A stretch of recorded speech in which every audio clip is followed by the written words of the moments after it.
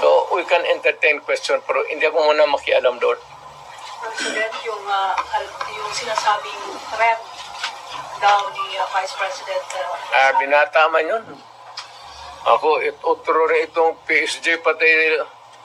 Siyempre, pagka ganong init ng, sino ba naman hindi mag-init ng ulo eh? Alam mo si Inday.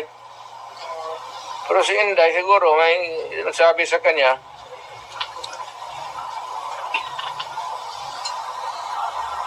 So, who is vice mayor? You or Inday? ano? Sinong mas isog sa inyo? Ikaw o si Inday? Yun ako, isog, yung lang mag-movement ng isog. May isog. May isog yun. Ako, retired na ako, sabi ko, wala na ako. So, si Inday? Ako, I have full faith